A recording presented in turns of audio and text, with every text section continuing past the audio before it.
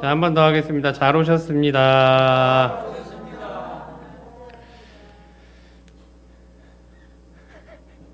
장로님이 마스크 벗으라고 앞에서 신호를 하시는데 오늘까지만 쓰도록 하겠습니다. 2023년 두 번째 주일 예배 자리에 오신 갈릴리 교회 기도의 용사분들을 축복합니다. 오늘 예배 가운데 은혜의 단비가 우리의 영혼에 가득하고 주님이 주시는 마음으로 결단하는 귀하고 복된 시간 되시기를 축원합니다. 오늘 말씀의 중심입니다. 바람을 보고 무서워 빠져가는지라 소리질러 가로되 주여 나를 구원하소서 하니라는 말씀입니다. 지금 우리가 살고 있는 시대는 한마디로 저는 위기의 시대라고 생각을 합니다. 지난 한 해 생각해 보면 여러 가지 사건 사고들이 꽤 많았던 것 같습니다. 전쟁의 소식이 들려왔습니다. 여름엔 태풍, 겨울엔 폭설, 행복해야 할 축제의 시간, 압사라는 어이없는 젊은이들의 영혼이 우리를 떠나갔습니다. 잘못된 사랑으로 스토커 살인도 있었고 누군가의 잘못으로 우리나라에서 가장 넓은 산불이 일어나기도 했습니다. 그런데 막상 우리 일상으로 돌아가게 되면 우리는 여러 상황 속에서 벗어나 내 삶만, 내 인생만 생각하고 살아갑니다. 조금은 무신경한 지금의 세대인 것 같기도 합니다. 하지만 우리도 나름 일상의 고난 가운데서 늘 경쟁하고 그리고 살아남기 위해 노력하고 살아가고 있습니다. 그렇기 때문에 현대인은 이런 위기 속에 살면서 그 위기를, 세상의 위기를 느끼지 못하고 살아가는 것처럼 생각하게 됩니다. 그냥 일상이 되어버리기도 합니다. 자기 신변에 닥쳐오는 돌발적인 사태에 민감해야 했기에 내가 아닌 주변의 것들에서는 무관하다 생각할 수 있기 때문입니다. 신문이나 방송을 통해서 고속도로 터널 화재 사건도 들려왔습니다. 어떡하지 하지만 이내 금방 잊어버리게 됩니다. 이웃의 강도가 들어와 물건을 훔쳐가고 사람을 죽입니다. 무섭다라고 하지만 그 또한 그냥 지나갑니다. 우리에게 언제 어느 때 이런 위기가 올지 모릅니다. 아무도 모릅니다. 사람들은 엄청난 시련과 위기가 닥쳐올 때 이런 생각을 합니다. 나는 이제 죽는구나. 나는 이제 소망이 없구나. 실패했구나 라는 생각 말입니다. 그렇지만 과연 이곳에 계신 여러분들은 어떠십니까? 우리 신앙인들은 고난과 시련 가운데 이렇게 생각하기를 원합니다. 야고보서 5장 13절에 너희 중에 고난당하는 자가 있느냐? 저는 기도할 것이요 라는 말씀입니다. 오늘은 고난 가운데 기도에 대한 주제로 말씀의 은혜를 나누고자 합니다. 2023년 이제 8일을 살았습니다. 올해 우리에게 주어진 앞으로 357일은 어떠한 고난 가운데에서도 주저하거나 낙심하지 않고 기도로 살아가시는 저와 여러분들 되시기를 주님의 이름으로 축원합니다. 누가복음 9장에 보면 예수님께서 변화산에서 이적을 보이시고 내려오십니다. 그때 제자들이 귀신 들린 아이를 고치지 못하고 당황하는 모습을 보십니다. 그때 큰 무리가 예수님을 기다립니다. 그리고 그 중에 한 사람이 소리를 지릅니다. 선생님 부탁드립니다. 제 인생의 전부인 이 아이를 한 번만 돌봐 주시옵소서, 돌아봐 주시옵소서 라고 이야기합니다. 아마도 귀신에 잡혀서 소리 지르고 난동을 부렸을 것입니다. 성경에서는 귀신이 저를 잡아 졸지에 부르짖게 하고 경련을 일으켜 거품을 흘리며 심히 상하게 한 후에 떠났다라고 되어 있습니다. 어느 정도 진정이 되었다라는 것이죠.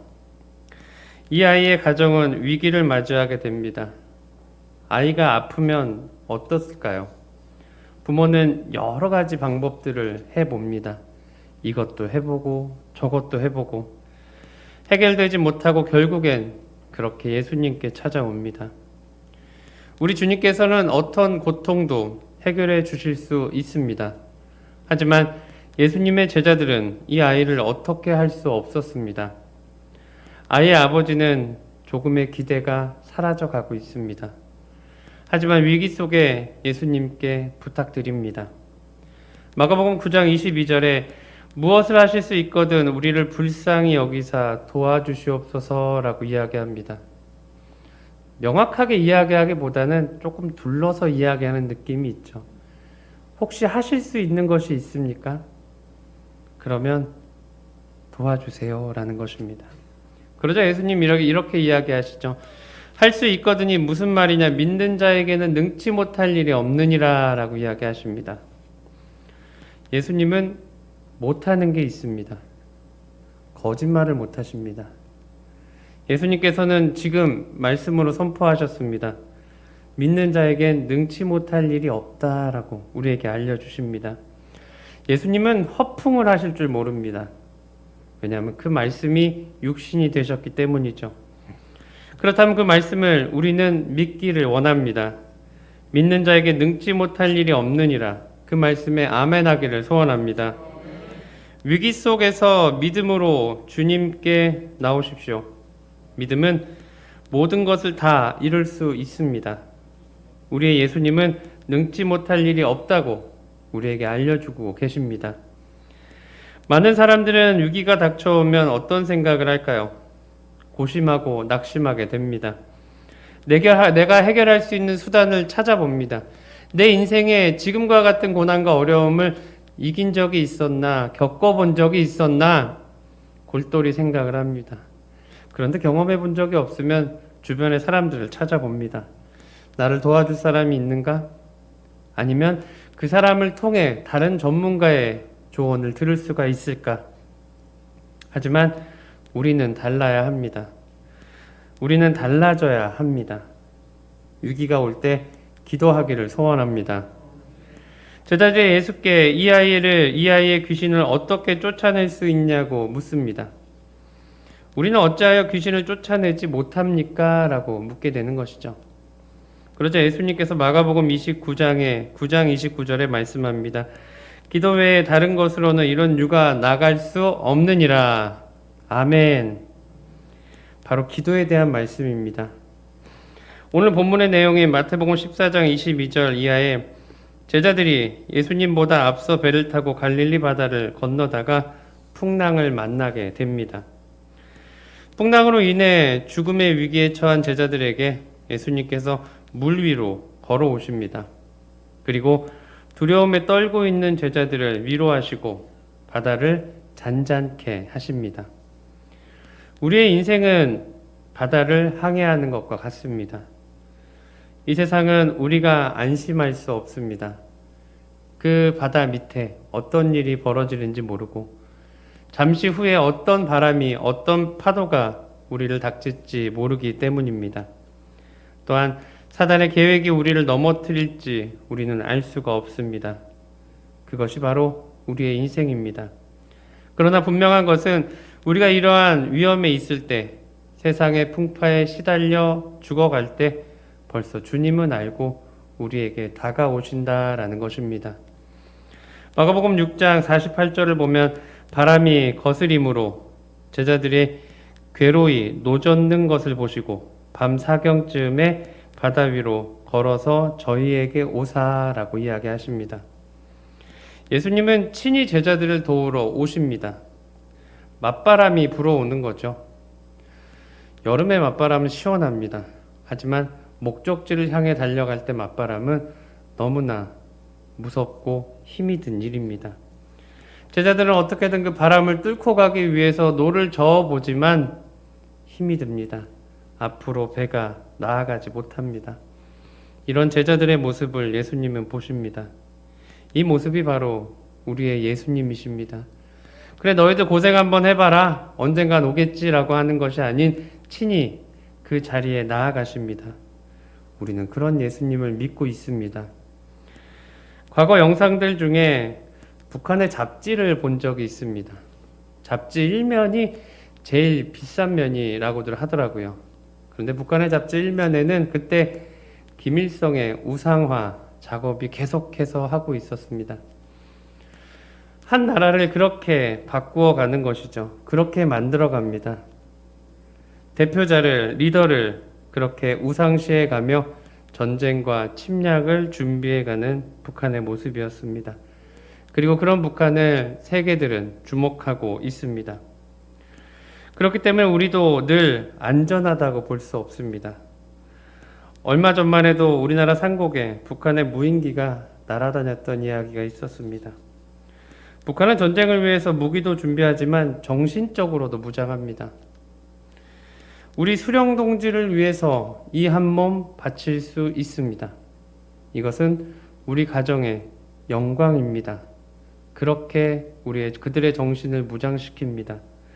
어떻게 보면 그리스도인으로서 순교자들, 그들보다도 북한은 자신들의 목숨을 바쳐 나라에 충성한다라는 것에 더 가치를 두고 살아가는 것 같습니다.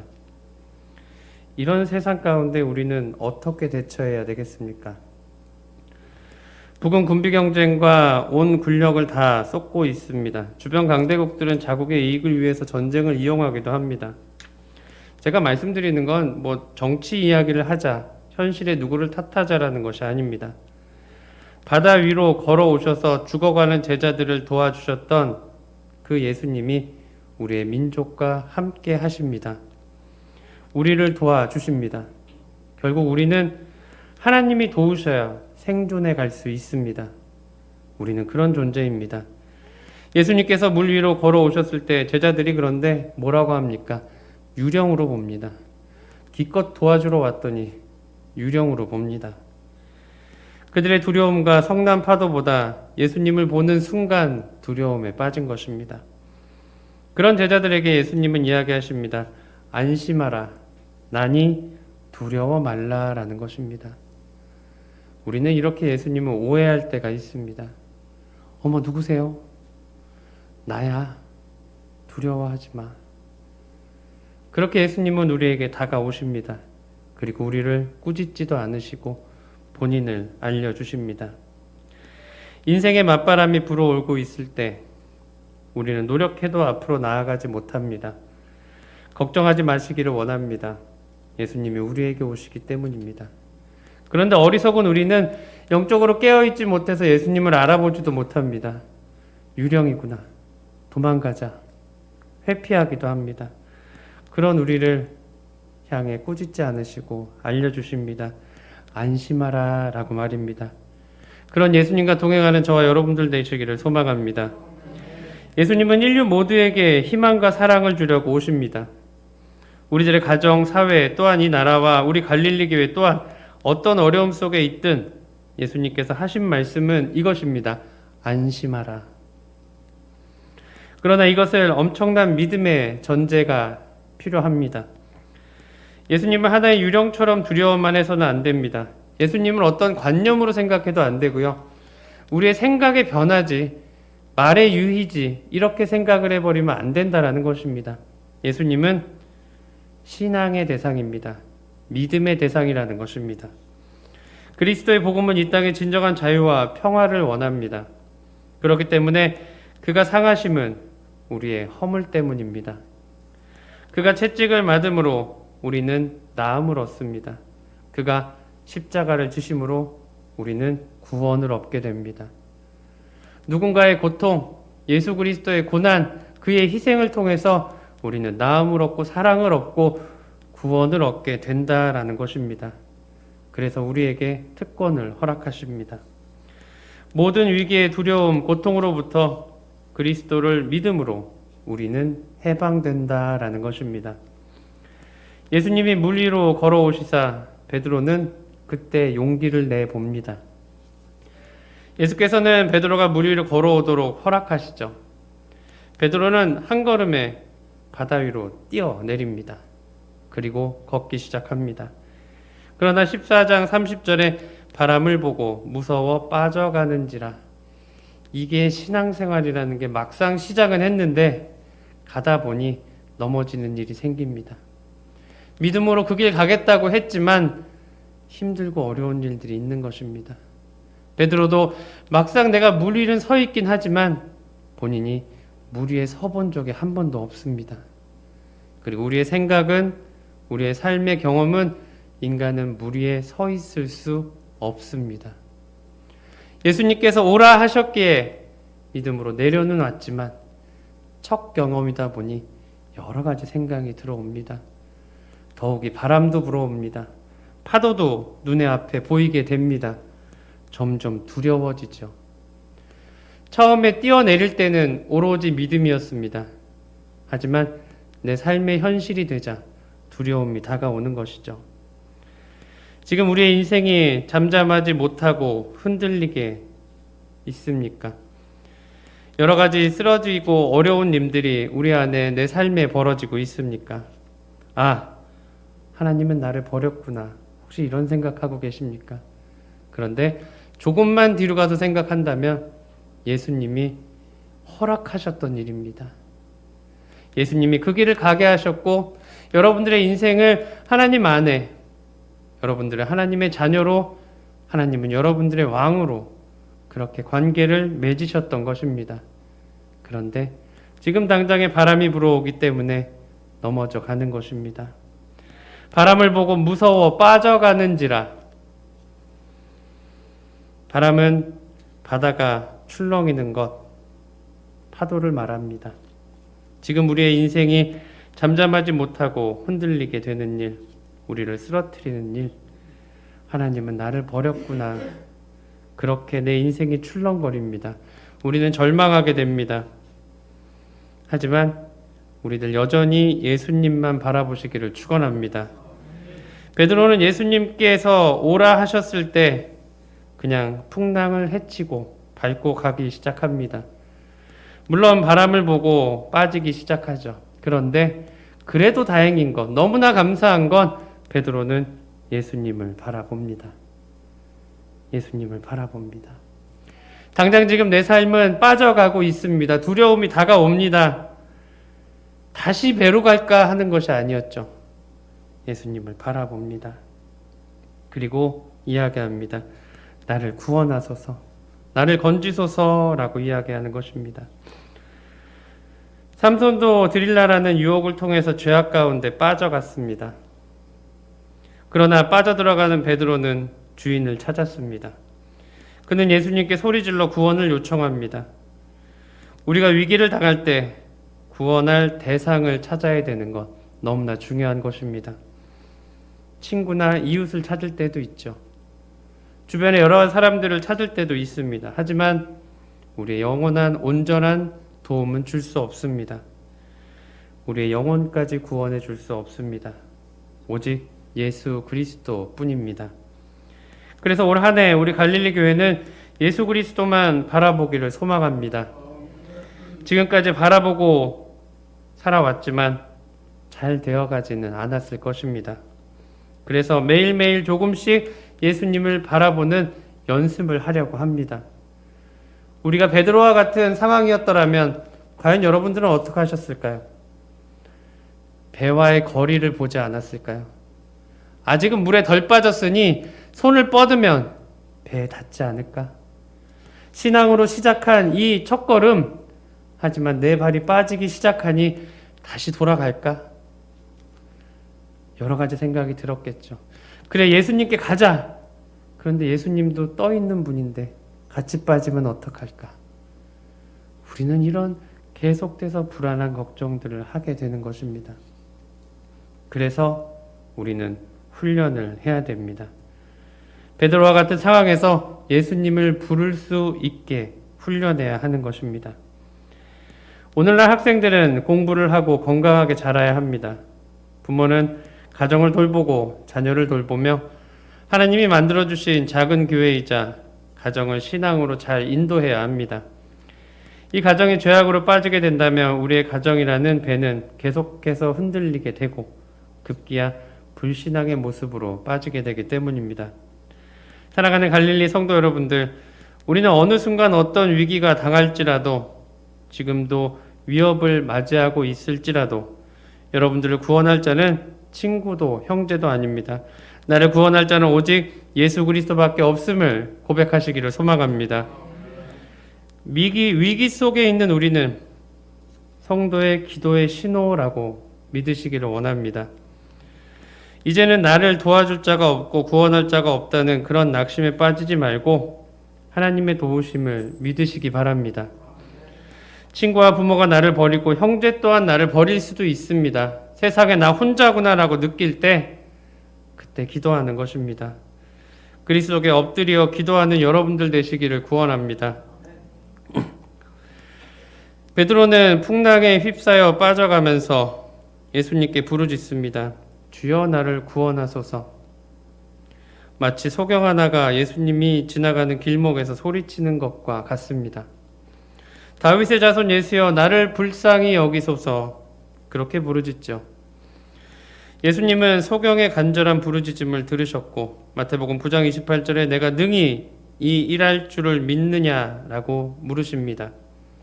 네, 그렇습니다 라고 하자 일어나게 눈을 뜨게 됩니다. 소경은 믿음으로 눈을 뜨고 믿음은 영혼을 구원할 뿐만 아니라 삶을 구원해 줍니다. 주님의 말씀이 전파되는 곳곳마다 질병이 치료되고 변화되는 일들이 일어났습니다. 누가복음 9장 1절에 예수께서 제자들을 보내시면서 모든 귀신을 제어하며 병을 고치는 능력과 권세를 주시고 하나님의 나라를 전파하며 앓는 자를 고치게 하려고 보내시며 라고 되어 있습니다. 교회는 그리스도의 제자된 사람들의 모임입니다. 그리스도의 제자들은 주어진 사명을 위해서 열심히 일하고 있습니다. 하나님께서는 오늘날 교회를 통해서 모든 위기로부터 자유를 보장하십니다. 우리에게 능력을 허락하셨고 우리에게 전하라라고 하셨기 때문입니다. 우리의 믿음과 우리가 드리는 마음의 기도를 통해서 하나님은 능력을 또한 역사를 이루십니다.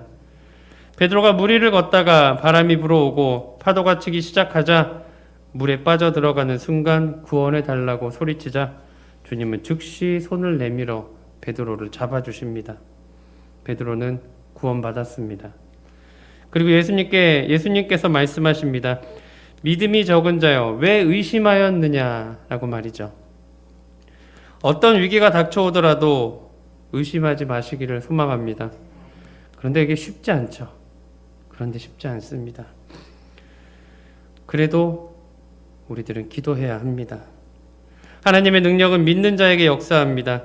이제 예수님께서 배에 오르자 무슨 일이 벌어집니까? 바람이 멈추게 됩니다. 예수님께서 우리와 함께 하시면 그 어떤 풍랑도 잔잔해집니다. 위기가 극복됩니다. 문제가 해결됩니다. 질병이 치료되고 우리 교회 또한 부흥의 역사가 일어납니다. 지금 어디를 보아도 절망할 일들밖에 없으십니까? 온통 위기뿐인 것 같습니까? 그러나 괜찮습니다. 예수님께서 함께 하시면 그 어떤 위기도 극복할 수 있습니다. 그리고 예수님은 이미 우리를 향해 물 위를 걸어오고 계시기 때문입니다. 위기가 올 때 낙심하지 마시고 성도의 위기는 기도의 신호입니다. 믿음의 기도를 통해서 승리하시기를 원합니다. 우리는 자연스럽게 하는 선택들이 있습니다. 졸리면 잡니다. 배고프면 먹고요. 마리면 쌉니다. 그러면 그렇게 우리가 해야 될 일, 왔구나 하면 기도하는 것입니다. 아, 왔구나. 기도해야겠다. 연습해 볼까요? 아, 왔구나. 기도해야겠다. 이게 별거 아닌 것 같은데 별겁니다. 다시 한번 할까요? 아, 왔구나. 기도해야겠다. 내 마음에 불편함이 있습니다. 아, 왔구나 하시면 됩니다. 사람과의 관계, 여러 가지 상황, 아, 왔구나. 기도해야겠다. 걸어가다가 넘어졌습니다. 아, 왔구나. 기도해야겠다.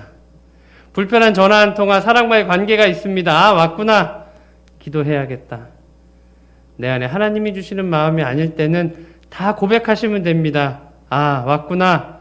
기도해야겠다. 그런데 그 기도를 할 때 예수님 뭐라고 하실까요? 너는 왜 이렇게 믿음이 없냐? 그것을 기도라고 하냐? 뭐 그러실 수 있습니다. 하지만 베드로 어떻게 해요? 그 손을 안 잡아주셨을까요? 나는 너를 잡아주지 않을 거야. 나 있는 데까지 와. 아니면 돌아가. 괘씸해. 아니었습니다. 바로 손을 내미십니다. 아, 왔구나. 기도하는 순간 예수님은 손을 내밀어 주신다라는 것입니다. 우리 지난주에 들었던 말씀, 홍해와 요단강에 대한 이야기를 나눴습니다. 홍해는 불평불만을 할지라도 그 길을 건너왔다고 말씀을 드렸죠. 하지만 요단강은 네 발에 신을 벗어야 가나안 땅으로 갈 수 있었습니다. 신을 벗지 못한 1세대들은 다시 광야로 돌아가서 40년의 세월을 보냈습니다. 이 말씀 때문에 혹시 기도를 머뭇거리면 안 됩니다. 신을 벗는다라는 건 신앙 고백입니다. 주님을 믿고 가겠습니다라고 하는 거죠. 그런데 기도 자체는 우리의 믿음입니다. 내 신과 내 마음으로 기도를 하지만 그 존재가 누구입니까? 그 대상이 누구입니까? 바로 하나님입니다. 내가 하나님을 바로 믿고 하는 것이 바로 기도라는 것입니다. 내 안에 감정이 있을 수도 있습니다. 당연하죠. 내 안에 불편함이 있을 수 있습니다. 당연합니다. 내 안에 욕심도 있을 수 있습니다. 당연합니다. 오늘 베드로 무엇을 가지고 기도합니까? 두려움 가지고 기도했습니다. 너 다시 광야로 돌아가라. 그렇게 예수님 하지 않으셨습니다. 믿음이 없는 자여라고 이야기하시지만 손을 잡아주십니다. 그리고 베드로와 함께 배에 오르자마자 무슨 일이 벌어집니까? 풍랑이 잔잔하여졌다 이야기하십니다. 우리는 기도하면 됩니다. 혹여나 혼날지라도 기도하시기를 원합니다. 믿음이 없는 자여라고 하실지라도 우리의 손을 잡아주시고 우리 삶의 풍랑을 꾸짖어 주십니다. 우리를 힘들게 하는 상황들을 꾸짖어 주시고 사단의 괴계를 꾸짖어 주십니다. 우리의 병마를 꾸짖어 주시고 우리 인생의 어려움을 꾸짖어 주십니다. 그리고 내 인생의 배에 예수님이 오르시고 우리의 모든 상황을 해결해 주십니다. 그것이 바로 기도인 것입니다. 그래서 우리 갈릴리 교회 올 한 해 계속해서 기도의 훈련을 하려고 합니다. 이번 주 하루의 기도의 양은 1분입니다. 1분. 너무 짧죠? 그런데 1분을 기도할 겁니다. 정해진 시간, 정해진 장소를 결정하시고 그 안에서 1분을 기도하십시오. 그리고 다음 주에는 2분입니다. 그리고 그 다음 주에는 3분. 월요일부터 토요일까지 우리는 정해진 시간, 정해진 장소에서 기도하는 겁니다. 그렇게 10분 될 때까지는 우리의 개인의 기도를 할 겁니다. 10분이 지나서부터는 같이 기도할 수 있는 공동의 기도문으로 우리는 함께 기도하며 나아갈 것입니다. 그렇게 기도를 조금씩 쌓아가는 것이죠. 처음부터 1시간 기도하자고 하면 하루는 가능하겠지만 쉽지 않습니다. 그래서 1분을 기도하는 것입니다. 내가 내 발목까지 물이 찼을 때 예수님께 부르짖는 기도. 그렇게 우리의 무릎까지 차오르았을 때 기도할 수, 예수님을 부를 수 있는 기도. 내 가슴까지 차올라온 고난 가운데 예수님께 손을 얹을 수 있는 그런 기도. 우리는 그렇게 기도를 쌓아갈 것입니다. 그렇게 기도하며 나아갈 때 하나님은 우리를 주목해 주십니다. 그리고 우리의 기도를 통해서 일해 주십니다. 여러분들의 인생 가운데 갈릴리 교회의 이 삶 가운데 우리 공동체 안에 예수님이 오시고 우리에게 갖고 있는 풍랑을 해결해 주시고 우리의 삶을 구원해 주시기 때문입니다. 우리들 이번 한 주간 그렇게 기도하며 가기를 원합니다. 그리고 느끼시길 소망합니다. 아, 왔구나. 기도해야겠다. 아, 왔구나. 기도해야겠다. 주님께 나아가는 귀한 한 주간 되시기를 주님의 이름으로 축원합니다. 기도하시겠습니다. 사랑해 주님 감사를 드립니다. 우리들 장난스럽지만 연습해 보았습니다. 아, 왔구나. 기도해야겠다. 주님, 그 고백이 이번 한 주간에 우리 고백되게 허락하여 주시옵소서. 주님, 우리를 인도하여 주시고 우리 삶을 지켜 주시옵소서. 두려워서 기도 못하는 것이 아닌 고난과 역경 가운데 예수님을 부르짖게 하시고 설령 믿음 없는 자여 이야기하실지라도 기도하며 나아갈 때 베드로에게 허락하신 구원의 역사가 우리에게 있게 하여 주시옵소서. 하나님은 우리의 손을 잡아주시고 우리와 함께 그 환난 가운데 배로 우리의 인생 가운데 와주십니다. 그 배에 오르자 주님이 우리에게 오시사 풍랑은 바로 잠잠해집니다. 바람은 바로 잠잠해지고 우리를 힘들게 하는 모든 악한 역사들은 사라집니다. 병만은 사라질 갈 것이고 우리가 힘들고 어려워하는 모든 것들을 하나님께서 해결해 주십니다. 그 믿음으로 고백하며 나아갈 때 예수 그리스도는 우리 삶에서 능치 못할 일이 없으시기 때문입니다. 주님, 기도의 용사되게 허락하여 주시옵소서. 기도의 아버지 자녀 삼아 주시옵소서. 감사를 드리며 모든 말씀 우리 주 예수 그리스도 이름으로 기도드리옵나이다. 아멘.